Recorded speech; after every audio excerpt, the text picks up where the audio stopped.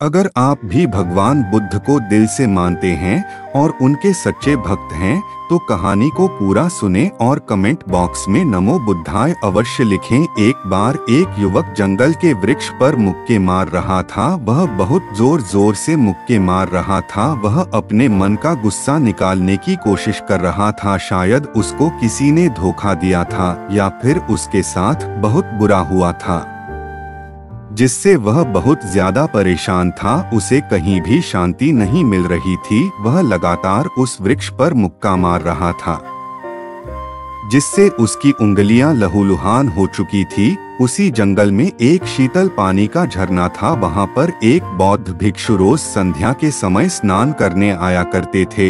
यह उनका नित्य का नियम था। आज जब वह इस रास्ते से स्नान करने के लिए उस जंगल में आए, तो उन्होंने देखा कि युवक जोर जोर से चीख रहा था और रो रहा था और लगातार उस वृक्ष पर मुक्के मारे जा रहा था। उस युवक के आसपास कोई मौजूद नहीं था। इससे उस भिक्षु को उस युवक की चिंता होने लगी। उसने सोचा कि अगर मैं इसे ऐसे ही अनदेखा करके चला जाऊं, तो कहीं यह आत्महत्या ना कर ले। ऐसे विचार आने के बाद भी वह कुछ नहीं बोले। वह लगातार उस युवक की तरफ देखे। तुमसे कुछ कह नहीं रहा हूँ, तो मुझसे तुम्हें क्या परेशानी है? मेरी तरह ही यह वृक्ष, पौधे और पक्षी, यह सब तुम्हें तो देख ही रहे हैं।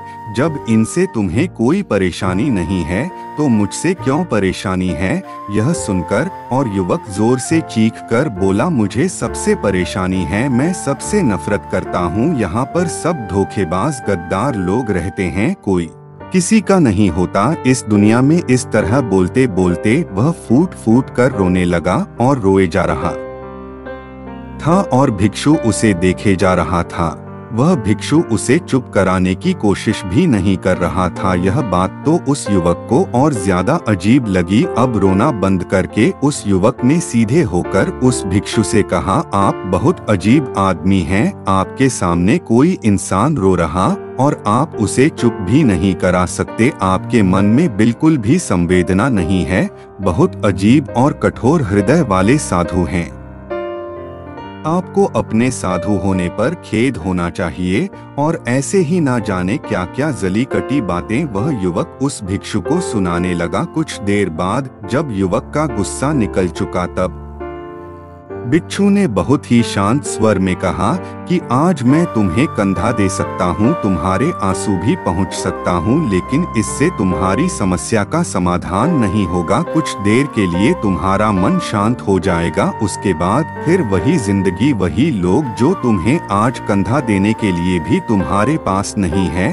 फिर से तुम उसी जिंदगी में लौट जाओगे। कोई तुम्हें धोखा देगा, कोई तुम्हारा फायदा उठाए और तुम अपने मन को ऐसे ही तकलीफ पहुंचाते रहोगे। तो आंसू पोंछने की बजाय तुम्हें मुझसे कुछ ज्ञान की बातें जान लेना चाहिए, जिससे तुम्हें जीवन में कोई भी धोखा ना दे सके, तुम्हारी अच्छाई का कोई भी फायदा ना उठा सके। याद रखना, आंसू पोंछने वाले तो तुम्हें बहुत मिल जाएंगे, लेकिन ध्यान और सही समझ देने वाला कभी कभी कोई इंसान मिलता है। भिक्षु ने उसे बताया कि मैं पास ही के झरने में स्नान करने के लिए जा रहा हूँ। बहुत ही शीतल पानी है वहाँ का। अगर तुम चाहो तो तुम भी मेरे साथ चल सकते हो। यहाँ पर अकेले परेशान होने से अच्छा है कि तुम झरने के शीतल पानी में स्नान करो, जिससे तुम्हारा दिमाग, मन, मस्तिष्क और तुम्हारा शरीर सब कुछ पवित्र हो जाएगा।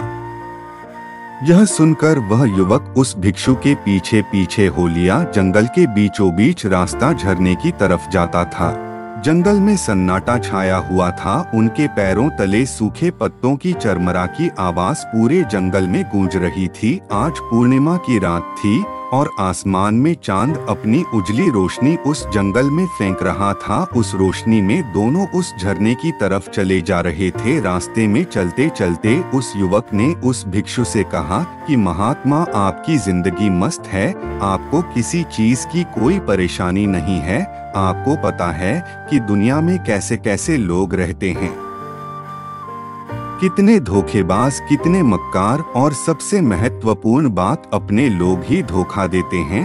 जिनसे हम प्रेम करते हैं, जिनको हम अपना मानते हैं, जब उन्हीं से धोखा मिलता है तो कैसा महसूस होता है। कभी कभी तो लगता है कि भोले और दयालु लोगों के लिए यह दुनिया नहीं बनी है, यह धोखेबाज के लिए है, मक्कार के लिए है। वहीं यहाँ पर फलते फूलते हैं, वही आनंद से जीते हैं, और हमारे जैसे लोग जो दूसरों की सहायता करते हैं, दूसरों को अपना मानते हैं, वह हमेशा जीवन भर दुख में रहते हैं। यही जीवन की सत्यता है और यही संसार है जिसमें हमें रोज घुट कर मरना होता है। गुरुदेव, आपने सही किया, ऐसी जिंदगी को त्याग दिया, पीछे रहने दिया। अब बस अपने में मस्त, किसी से कोई परेशानी नहीं है, किसी की कोई चिंता नहीं। मैं भी सोचता हूँ कि मैं भी संन्यास ले लूँ। यह सुनकर उस भिक्षु ने कहा कि तुम्हें क्या लगता है सन्यासी जीवन बहुत आसान होता है? भिक्षु ने बहुत शांत स्वर में कहा कि तुम्हें तो 2 वक्त की रोटी तो शांति से मिल जाती है, हमें तो कभी कभी वह भी नसीब नहीं होती। अगर भिक्षा मिल जाती है तो हम खा लेते हैं, वरना हमें तो भूखा ही सोना पड़ी देता है। यही हमारा सन्यासी जीवन है। हमें हमेशा नीचे सोना रहता है, सिर्फ एक लंगोट में रहना होता है, चाहे कैसा भी मौसम क्यों ना हो। तो यह सब तुम्हें आसान लगता है तो तुम भी सन्यासी बन जाओ। युवक ने कहा कि आप कहते तो ठीक ही है, संघर्ष तो दोनों तरफ है, सांसारिक जीवन में भी और सन्यासी जीवन में भी। वैसे सांसारिक जीवन भी अच्छा है, लेकिन तब तक जब तक घर परिवार में सुख शांति बनी रहे, धोखा ना मिले, हमारे लोग हमारा फायदा ना उठाएं, हमसे झूठ ना बोले, हमें धोखा ना दे, तब तो जीवन जीने का आनंद होता, वरना जीवन नर्क हो जाता है। भिक्षु ने कहा, संन्यास अपने मन से लिया जाता है। जब हमारा मन कहता है कि हमें संन्यास के मार्ग पर सफलता हासिल करनी है, आगे जाना है, तो ही सन्यासी जीवन सफल हो पाता है। लेकिन तुम अपने घर से परेशान होकर, दूसरे लोगों से परेशान होकर सन्यासी बनना चाहते हो तो तुम्हारा सन्यासी जीवन भी कभी सफल नहीं होगा। इससे अच्छा तो तुम सांसारिक जीवन में अगर कुछ तरीके, कुछ नियम अपना हो तो दूसरे लोग तुम्हें धोखा नहीं दे पाएंगे।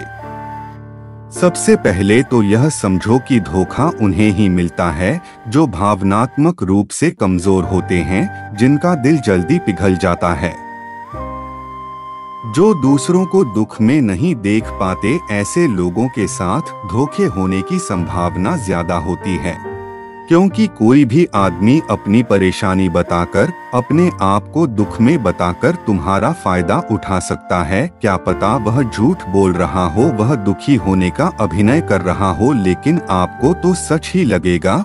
और उसके कुछ समय बाद आपको पता चलता है कि आपके साथ धोखा हो गया। उसके बाद आपका मन अंदर से टूट जाता है। इसीलिए सबसे पहली बात ध्यान रखना कि किसी भी व्यक्ति को यह एहसास मत होने दो कि तुम भावनात्मक रूप से कमजोर हो, अंदर से तुम्हारा दिल नरम है। अगर उन्हें यह कमजोरी आपकी पता चल गई तो वह कोई ना कोई जाल रचकर आपका फायदा उठाने की जरूर कोशिश करेंगे। चाहे आप अंदर से संवेदनशील हो, दूसरों की मदद करने वाले हो, लेकिन किसी को एहसास मत होने दो। ऊपर से कठोर बने रहो। जब लोगों को लगेगा कि इससे कुछ बोलने का फायदा ही नहीं है, यह आदमी कठोर है, नहीं पिघलेगा, तो खुद वह लोग जो झूठे हैं वह आपके पास आएंगे ही नहीं, वह उन्हें चुनेंगे जो उनके आसान शिकार होंगे। दूसरी बात यह है कि हम बहुत जल्दी दूसरों पर विश्वास कर लेते हैं और हमारी जल्दी विश्वास करने की आदत ही हमें हानि पहुंचाती है। 2 दिन तुम्हें किसी से मिले हुए नहीं होते हैं और तुम एक दूसरे के हो जाते हो, एक दूसरे पर पूरा भरोसा करने लग जाते हो और यह भरोसा तीसरे दिन टूट भी जाता है और फिर तुम्हें धोखा मिलता है और फिर तुम परेशान होते हो।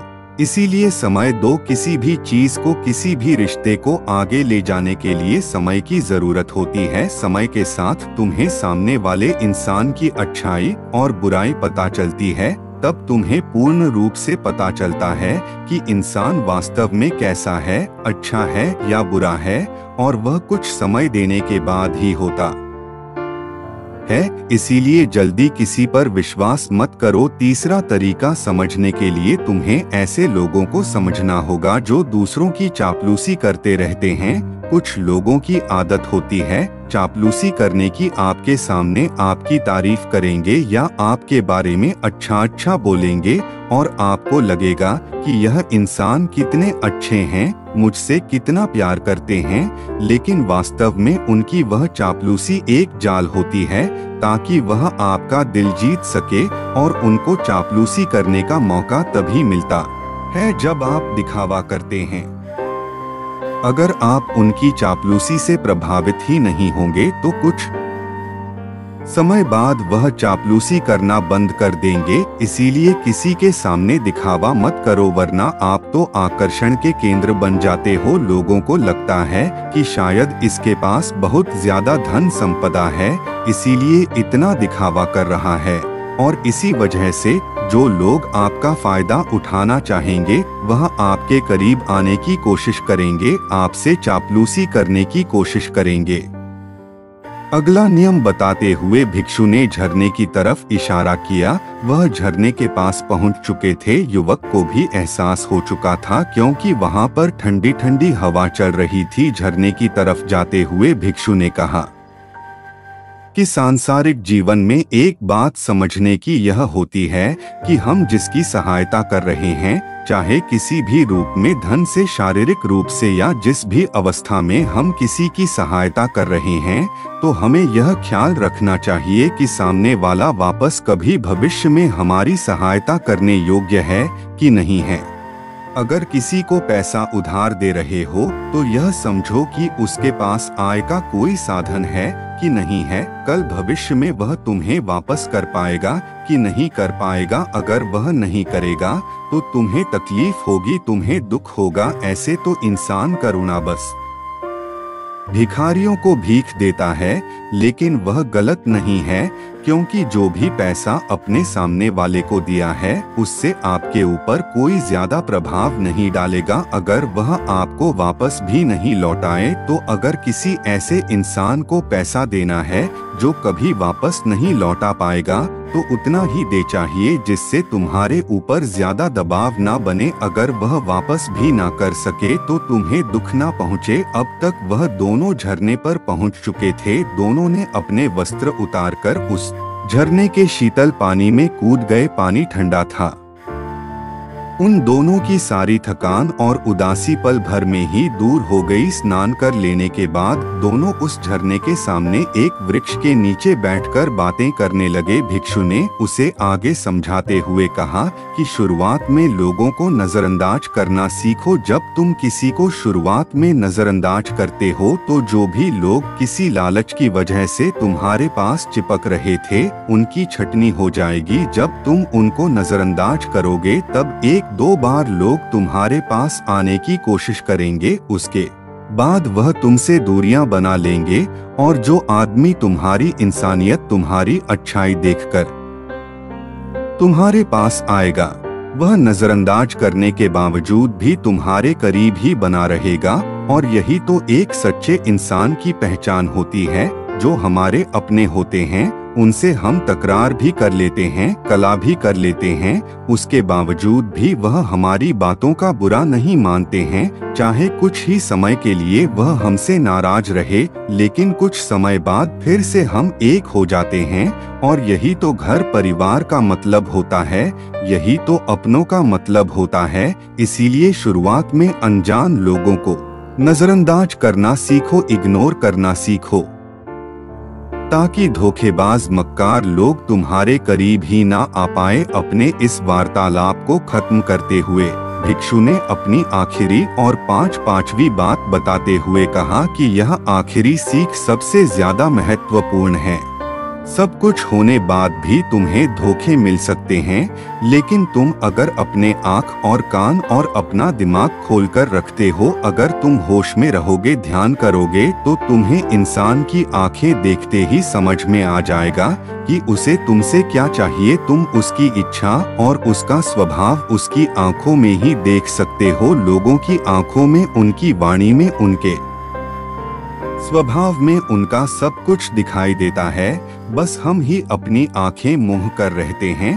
दूसरे लोगों से जानो, उसके रिश्तेदारों से जानो, उसके परिवार वालों से जानो कि वह इंसान कैसा है, दूसरों के साथ उसका व्यवहार कैसा है, उसकी जांच करो, तब किसी पर विश्वास करो। ऐसे ही किसी पर विश्वास मत कर लेना। अगर तुम किसी के साथ लंबे समय तक भरोसा करना चाहते हो, किसी के साथ कोई संबंध बनाना चाहते हो और कोई दोस्ती करना चाहते हो या किसी की मदद करना चाहते हो, तो इन सभी परिस्थितियों के बारे में तुम्हें जरूर पता होना चाहिए कि दूसरे लोग उस इंसान के बारे में क्या सोच रखते हैं। इसके बाद तुम जीवन में कभी भी धोखा नहीं खाओगे और तुम्हें कभी भी धोखे की वजह से पछताना नहीं होगा। इसी तरह की बातें करते हुए भिक्षु और वह युवक दोनों जंगल से बाहर आ गए और अपने अपने घर को चले गए। दोस्तों, इसी तरह और भी मोटिवेशनल पोस्ट देखने के लिए आप हमारे चैनल को लाइक करें, शेयर करें और बेल नोटिफिकेशन को ऑल पर सेलेक्ट जरूर करें। धन्यवाद।